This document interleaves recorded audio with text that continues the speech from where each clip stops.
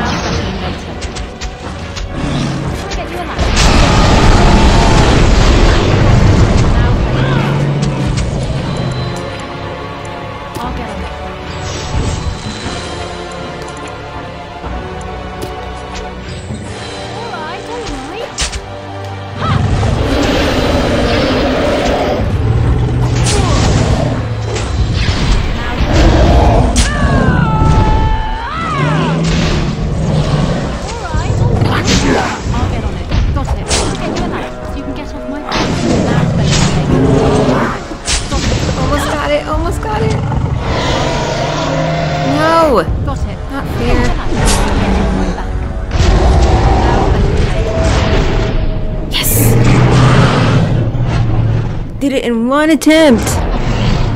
Took 10 minutes.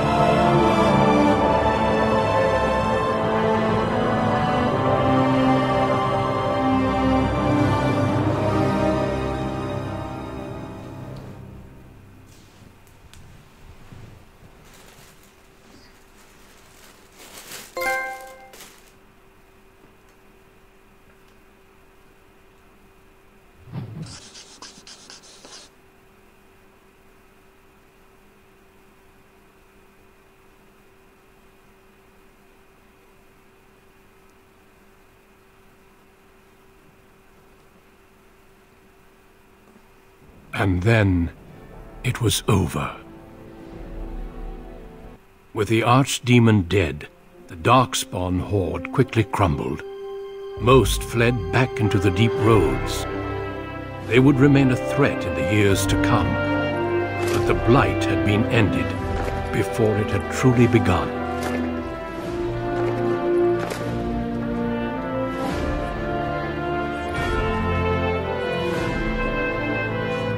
Ferelden had been saved, and the entire kingdom rose up to joyously greet its new king.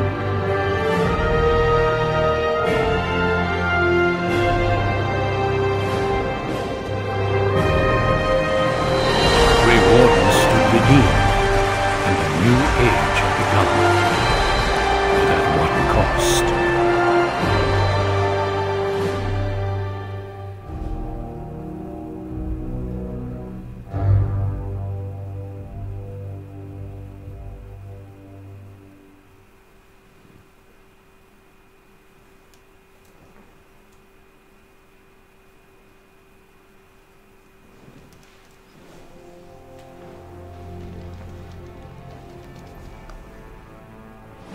My friends, we are gathered to celebrate those responsible for our victory.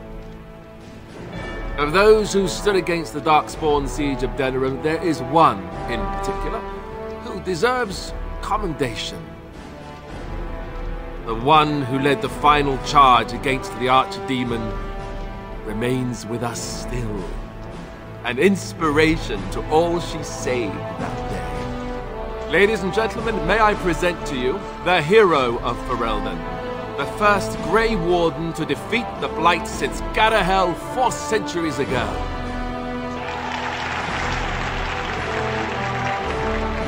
My friend, it is hard to imagine how you could have aided Ferelden more.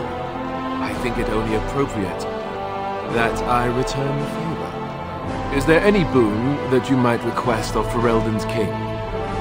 If it is within my power, I will grant it.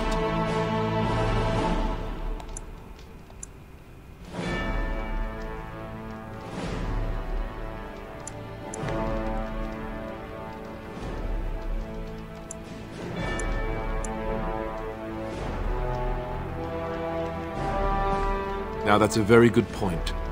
I think we can begin with a monument here in Denerim, dedicated to the Grey Wardens who have fallen. Duncan, Riordan, all of them. And it is high time some scholars were collected to learn more about the Darkspawn. We'll face them again, with the dwarves as well as here. Let it also be known that the Arling of Amaranthine, once the land of Arl Howe, is now granted to the Grey Wardens. There they can rebuild, following the example of those who went before them. What are your plans? Will you remain with the Grey Wardens?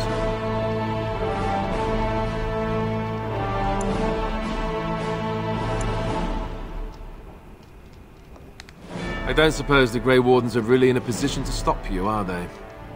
And let me say, I hope your travels bring you back this way soon. Don't be a stranger. There's a group of Ferelden citizens waiting outside to get a look at their hero. I suggest you make at least a brief appearance before they storm the gate. Just tell the guard at the door when you're ready.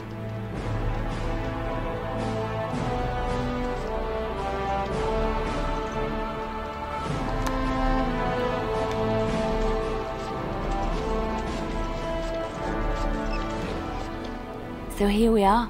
The conquering heroine has won the day, and now she takes her bow and exits the stage. A fine ending. I don't know. I haven't read that part yet, have I? You'll have to tell me.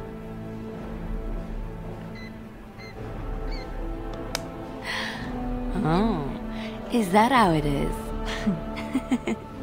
You know, I can't help now but think of my vision. The Maker sent me to help you, and look what you did. It's a miracle. It truly is. I've been asked by the Chantry to return to the Urn of Sacred Ashes. I need to make sure it's protected. Maybe pilgrims can even begin going there again. If you'd like to come, I'd be glad for the company. Especially yours. The expedition leaves in a month. We can talk again once the celebrations are done and make preparations. I look forward to it.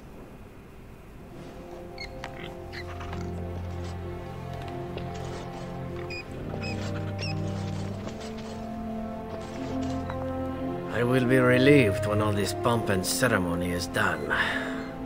Such events are perfect opportunities for assassins, after all. I can't help but expect the crows to appear at any moment, which would be a welcome break, mind you.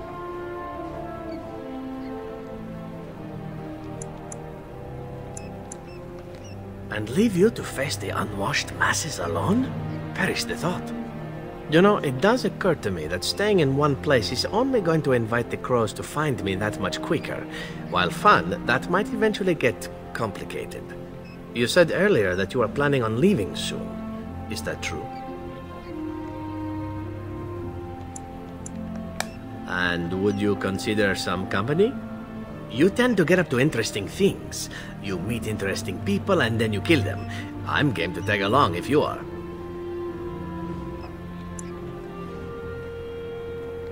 Fate does have an odd way of meddling in our affairs. Sad as I am to part company from you, I have a feeling it won't be for good. Well then, I suppose I shall be leaving soon. Perhaps Parvolen. The Canary are pleasant folk, I hear. I hope fate decrees we meet again. Bon niviati, as we say back home. Drink well and be merry. Life is good.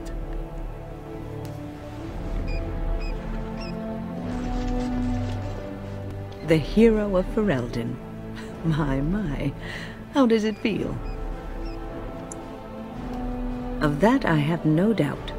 It's a title you'll be wearing for a long time to come, just as Loghain wore his. But it's not so bad, is it? A blight defeated with the other nations barely becoming aware. Who could ask for better? I don't think many heroes ever do. I'm glad not to be on the receiving end of all this attention myself. I say, let the young have their fame. Not that I've gone without notice. Irving asked me to take over as first enchanter, but I don't wish to go back. Not after all this.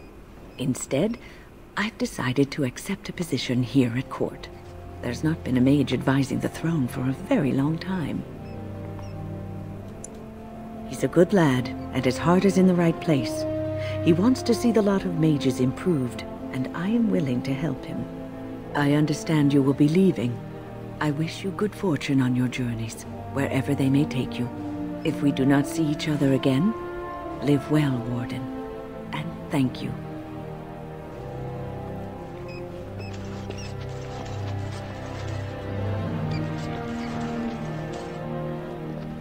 It is over. I can barely believe it.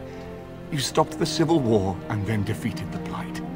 On behalf of Ferelden, allow me to say thank you. It truly cannot be said enough.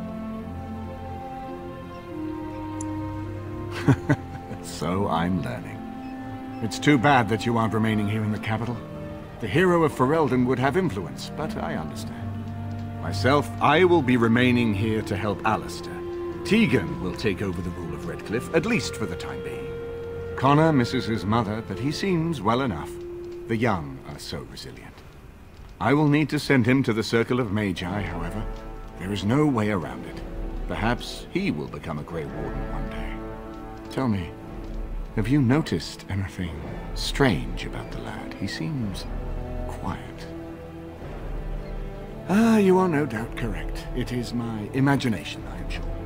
But here I am rambling on. I shall let you get back to your celebration, Warden. Enjoy it while you can.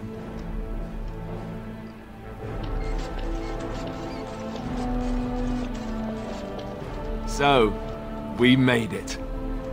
I'm impressed, aren't you? The odds were completely against one of us actually getting to the Archdemon. But of course you would make it. I knew you would. I bet this had something to do with that night. With Morrigan. Why you're still here, I mean. I'm not that dumb. The rest of the Grey Wardens haven't arrived yet from Morlaix. But they've already sent questions. What should I tell them? that a Maleficar saved you and then ran off to have my demon baby? That has a certain ring to it, right? No, I suppose I'll just keep that to myself. I can shrug and look stupid. It's a talent. Speaking of Morrigan, do you know where she went? I'm told she vanished right after the battle. No goodbyes or anything.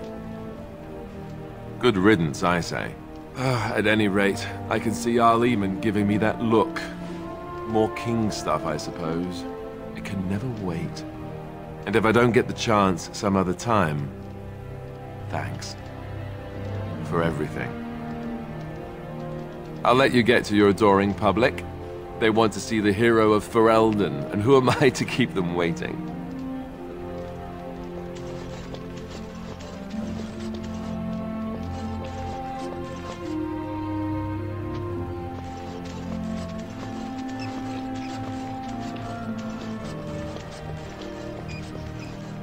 Humans have a better taste for spirits than I thought. The ale up here is actually good. Orzammar ale tastes like dirt in comparison. Probably because they put dirt in it. Go figure.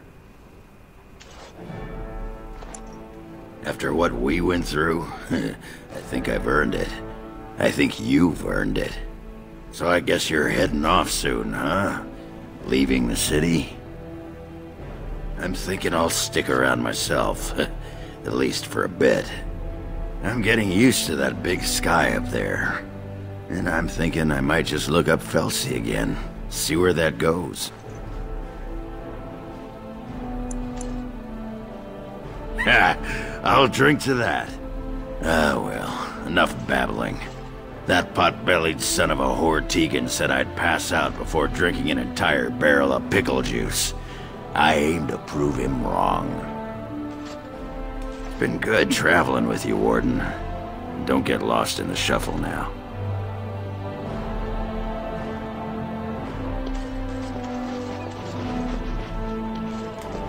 It is good to see you again, Kadan. These people, they call you hero. It is a strange word, but I think I understand its meaning. The Arishok on occasion has declared a Kunari to be Kunoran Vel, one who serves as an example to others.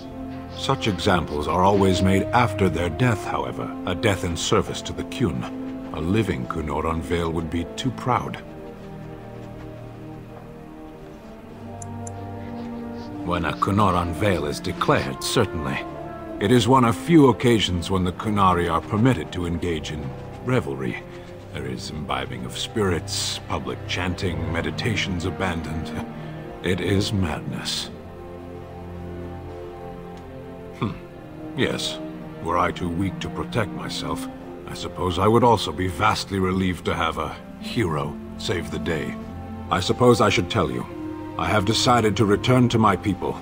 Your quest is done, and thus so is my reason for accompanying you.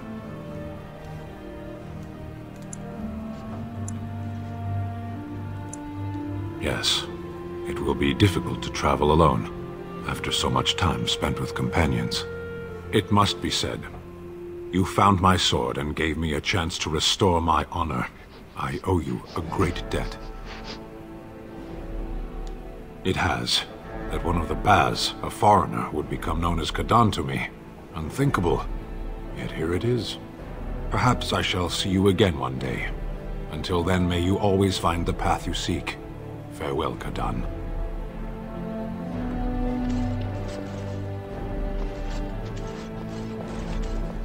Are you ready, my lady? The crowds outside are getting restless. Right. I'll take you there now. Follow me. In the months that followed his coronation, Alistair proved to be a popular king, if largely unwilling to involve himself in matters of governing. He traveled often, making appearances in towns throughout Ferelden to the great delight of the commoners. They referred to him as a king with the common touch, even if a few knew it was a simple version to life at court. News that the Urn of Sacred Ashes had been found in Ferelden did not spread outside the Chantry until Brother Genetivi made an announcement several months after the defeat of the Darkspawn. The manuscript detailing his research and his experience with Andraste's cult drew huge interest among scholars throughout Thedas. Some years later, the Chantry announced that the resting place of Anjasti's ashes had indeed been found. They were located, however, in ruins that were also the lair of a high dragon, thus proving too dangerous to approach. Many made demands to secure the ashes so that followers could undertake pilgrimage to partake of their healing powers. It's because I didn't finish it off. Following numerous failed attempts to deal with the final dragon, the high dragon, the beast finally flew off to find another haven, but leaving the mountaintop sanctum in ruins, an excavation found no traces of the urn. People began to doubt that the ashes had ever been found, while others claimed that a cult of Andrasti's followers stole them from the temple. Still, others say that the Maker himself removed the urn, deeming mankind unworthy of it. For now, what happened to the urn is simply unknown. Following months of effort, the Tower of the Circle of Magi was finally cleansed of the last spirits to slip through the veil. No further abominations were created, and the first enchanter, with the slavers shut down and the alienage, the lot of the city-born elves improved for a time. The new king even named the local elder to his personal court. A scandal amongst the humans, but a sign of new hope to the elves. Shiani continued to be an outspoken member of the alienage community, and in time became the new elder. That outspokenness earned her frequent trouble, but served her people well. Eamon remained in Denerim for some time, acting as the Chancellor and Chief Advisor to King Alistair.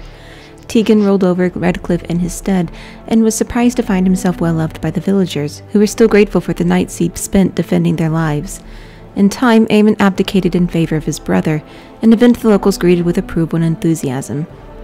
The Dalish elves prospered after the siege at Denerim, having earned much respect for their part in the battle. For once, human lands welcomed the wandering folk. The new keeper, Lanaya, was respected both amongst the Dalish as well as in the Ferelden court. She was a voice of reason, and other Dalish clans would turn to her to help resolve disputes with human folk. In time, many of the Dalish clans moved to the new land provided for them in the south near Ostagar. Wary of their human neighbors, however, tensions soon rose again, and only Keeper Lanaya's leadership kept peace alive. In Orzammar, King Haramon found himself in a protracted battle against Belin's rebellion that left him unable to gain the stability he needed. The clan lords objected to many of his measures and the assembly, and only his efforts to increase the Dwarves' isolation from the surface met with any success. In time, Haramon's health began to fail. Some claimed it was poison, while others said it was a flagging spirit. Either way, after protracted illness, the king finally passed away. The wrangling in the assembly for successor began almost immediately. Maybe I should have gone with Belin. The dwarven mage Dagna ultimately completed her studies at the rebuilt circle tower on the surface. Eventually, she published a comprehensive theory of how lyrium vapors relate to the supply of magic. It gained a great deal of attention. This inspired mages from other parts of Thedas to establish a new circle of magi in Orzammar itself, one that had ready access to dwarven lyrium, and lies outside the Chantry's power completely. The willingness of Orzammar to harbor apostates sparked outrage that began whispers that the Divine was contemplating a new exalted march. Although the Anvil of the Void was destroyed, rumors about its location crept into Orzammar. Years later, thanks to the defeat of the Darkspawn on the surface, a few determined smiths managed to locate the Anvil's remains. They examined the ruins of the Anvil, and, upon returning to Orzammar with their findings, convinced the Shaperate to attempt to recreate Caridin's research. A new golem was created, bound with the spirit taken from the Fade. The golem immediately went insane, killing several Shapers before it was destroyed.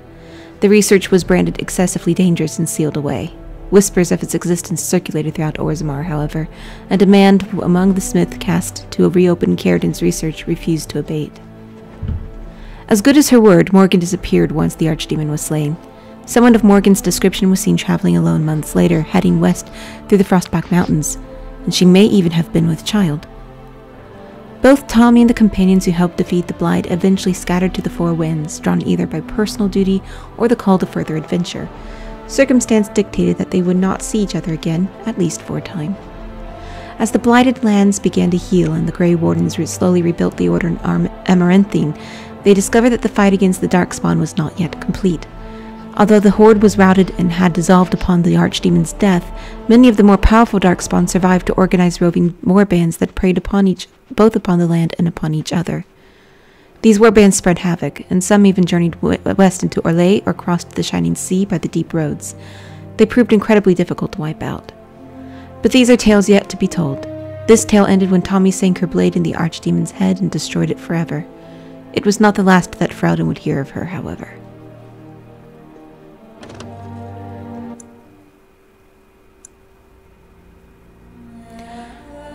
Okay, that was Dragon Age Origins.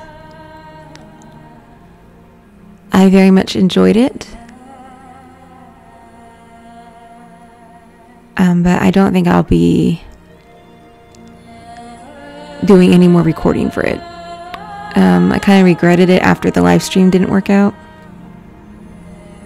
And so this is a game that I wish I was more or less playing on my own, because it's a bit more enjoyable that way for me, personally.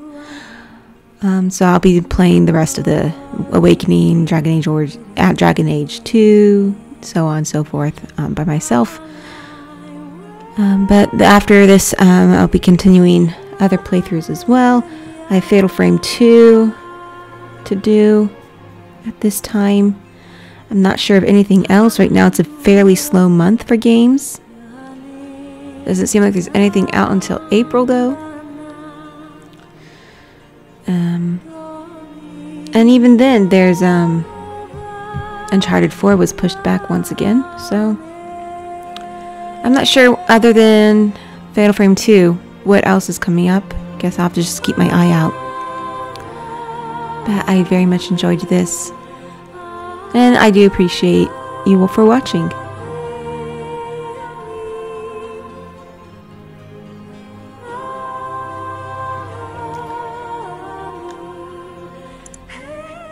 I'm skipping that, I don't care. Alright, thanks for watching.